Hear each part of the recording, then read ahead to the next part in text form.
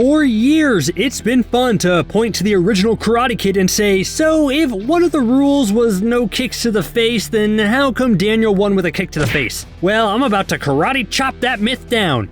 Basically, head kicks were okay, but head punches were the big no-no. Boom! So that's not a plot hole. But hey, don't worry, we got a lot more actual Cobra Kai plot holes coming your way right now. Look, I don't want to be a downer here, and I love an aggressive, spontaneous house break-in that leads to a devastating karate fight as much as the next guy. But come on, call the police, people! And no, I don't mean to call Sting and his band The Police to write an awesome 80s song to accompany all the awesome karate sequences. I mean the literal, actual police. Maybe the first 2 seasons there was enough plausible deniability to avoid getting the police involved, but come on. Parts in the 3rd season took things way too far. Hawk broke Dimitri's arm in the laser tag arena. Even if Sam's group technically started that fight, the escalation there should have led to some arrests. And then that final fight at the LaRusso house where Cobra Kai literally threw a kid through a window, busted in and started fighting is like the very definition of breaking and entering an assault. All of them could serve time for such an act. So for it all to be resolved with Johnny and Daniel trying to fight Kreese themselves and for some reason agreeing to settle it all at the All Valley tournament is kind of insane, right? Even if there's a weird restraining order against Amanda that Kreese filed, that shouldn't be an excuse. But hey, I get it, if the police were involved, no more karate, and then what's the point? Okay, don't lie. How many of you put on a white robe and started practicing karate in your garage after watching the show? I mean, I know my grocery bill went through the roof because I bought so many watermelons to smash. But that's just because Cobra Kai made karate look so cool. And if I'm being honest, it also made karate look kind of easy. Like, I feel like if I spent one afternoon with Daniel in the forest balancing on a log or something, then I'd at least walk away with a bronze medal at the All Valley tournament. And that sort of applies to just about everyone in the show.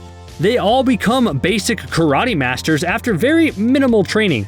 Realistically, with hardcore training, you'll become a black belt in like 5 or so years. Everyone seems to be an expert at fighting after only like a few weeks. Man, Johnny, Daniel, and even Kreese might just be the most amazing teachers in all of existence. Like, Johnny can't figure out how to turn on a computer, but he can teach a kid how to karate chop after like 1 or 2 inspirational speeches? That's really impressive. Daniel LaRusso has a saintly wife who is way too good for him and a wonderful daughter who is close to perfect. And that's it. That's the LaRusso family. Moving on, and oh wait, what's that? Daniel has another child? Oh, that's right, there's a second LaRusso kid, and he's just the worst. In the first season, he was nothing more than a comic relief that sat around, kept his nose in his electronics, and complained about everything. He was probably the most unlikable character in the show, and Cobra Kai wisely sidelined Anthony. But it's weird that we don't get more time with him. Like, where is he most of the time? Where was he during the season 3 finale when Sam was having the party at the house and the LaRussos were out with Johnny and Allie? Was he just upstairs playing video games and blocking out the noise of the mass carnage happening downstairs? Anthony is just a weird character that the show doesn't know what to do with, and the longer they ignore him, the stranger it becomes. Like, Daniel is super obsessed with training Sam and instilling in her the ideals of his mentor, Mr. Miyagi, but then doesn't mind ignoring his son? Doesn't that seem strange? Maybe in the next season, Anthony will have an actual storyline, and here's just a wild guess, I would bet he learns karate. Tory was introduced in Season 2 of Cobra Kai and promptly proceeded to mess up everything. Although we knew she had a darker side to her and would be a major thorn in the side of our heroes, I don't think any of us expected her to incite a full-on school riot. She became a major Miguel love interest, and although I wasn't quite sold on their feelings for each other, I guess Tory just fell so absolutely head over heels in love with him that she'd risk jail time for Miguel. Maybe you can say the epic karate fight was all in good fun and no one took it that seriously, but Tory pulled a weapon and was really trying to hurt Sam in that moment. Like, what if Sam wasn't blocking some of those attacks? Sam would have walked away with so much more than just a vicious scar. But speaking of that whole situation, isn't it kind of weird what happened as a result of that? We're told that Tory was expelled, yes, but we're told that she doesn't face actual jail time because she's taking care of her sick mother. Which I guess is understandable, but doesn't she also have a brother she's taking care of? I know the police barely do anything in the show, but you would think social services would be called at that point. Here's hoping Tory's brother and Anthony LaRusso develop their own blood feud in Season 4. Look, I understand we live in a karate universe where magic hands can heal wounds if you rub them together, and massive karate fights with about 1,000 punches thrown leave barely any bruises or internal bleeding. But I'm giving a serious eyebrow raise toward Miguel's recovery and rehabilitation. When I close my eyes at night, I can still see Miguel hitting that banister and breaking his back. And it looked like he would be out of commission for a very long time, if not forever. But I guess I don't understand how comas and back injuries work. I guess all it takes is winning a karate fight in your mind to overcome the coma. Quick, someone alert modern medicine, stat! But I think even after he woke up, the timeline for when he got better seemed a little rushed. Like, he went from barely being able to stand to throwing away his crutches and walking again to getting back into fighting shape practically instantly. Like, sure, there was that one moment where he couldn't kick very well, but then the finale literally saw him take on a whole house full of Cobra Kai people and being dealt injuries that seemed just as bad as breaking his back on that school banister. Seemed a little too quick in my book. Here's how the sequence of events seemed to go. Robby was charged with nearly crippling Miguel. He ran from the police, then didn't turn himself in like Daniel suggested so that it looked better, and instead was caught and dragged to jail. But because time seems to work a little differently in Cobra Kai's universe, it seemed like he wasn't in jail that long. Just long enough to turn to the dark side, but not long enough to really affect the plot. I don't know, do you think Robby got enough jail time? Do you think he should have served less? The exact nature of his crimes and charges weren't really explained, so I guess it's unclear how much time he should serve. But the whole thing just seemed odd, and was the show really trying to make Robby angry enough at the world that he would turn to Kreese for advice for some reason? Okay, maybe this is basically the "they can't get us all" type of mantra, but isn't it strange that no one was expelled in the epic school fight besides Tory because she brandished a weapon? Like, Dimitri and Hawk vandalized school property when Dimitri threw Hawk through that glass case, but no issues there?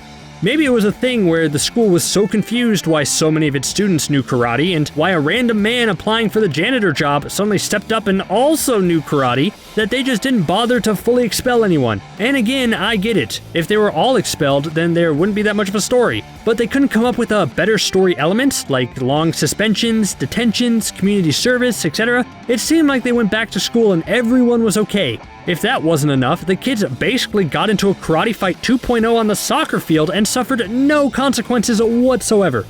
Alright, this is super weird. Sometimes Johnny Lawrence can clean up nicely and look like $1,000,000. Other times he looks like a microwaved 7-Eleven burrito that was tossed out in last week's garbage. Throughout the series, we've seen Johnny reach incredible highs and sink to incredible lows. And while he's at his lowest, one big thing that always seems like an issue is where exactly does Johnny get his money from? He was dirt poor and barely could afford anything when he first rented his dojo, but then things turned around. With just a few students, it seemed like he was able to have an endless supply of money to burn and buy new things. Yeah, there's his rich stepdad, but he barely takes anything from him unless it's absolutely necessary. Like, how much does Miguel and the other students pay for karate classes? Is it enough to support his seemingly never-ending supply of Coors banquets? Like, really, karate classes cost like $40 an hour, and should meet like a few times a week. Is every student paying this? These are the questions I want answered. And speaking of money, where does Daniel get all of his money from? Yes, I know he's a successful car dealer, but does that really account for his ability to just cut his hours in half, renovate an entire dojo, spend time teaching karate, and all the costs that come with that? How about when Daniel lost his business and they were on the verge of losing everything, Daniel just casually flew to Japan to try to fix it? Those tickets aren't cheap. Maybe the LaRussos just have a ton of money put away, but still, the fact that finance almost never seems like an issue even for Daniel is a little strange. Maybe he's still living off endorsements for being the All-Valley champion like 30 years ago. It's the only thing that makes sense. The karate shown in Cobra Kai has always wowed us, but is it even correct? Well, not according to this last plot hole. Now, this one's only for die-hard fans, but it's still fascinating. So, the Karate Kid franchise incorporates the real-life technique of the Goju Ryu tradition of karate. This system was founded by the legendary karate master Miyagi-Do, and there's even a picture of him shown in the Cobra Kai TV show. But one real-life karate instructor has pointed out that the practices that we see in the show are not from the Goju Ryu school of karate. So if you're a big karate nerd, this is something you'd probably notice. Going back to Anthony LaRusso for a second, I actually think he's been secretly training these past few years and he'll rise up to be the strongest karate champion ever. Or he'll just complain about breakfast again. One of those two.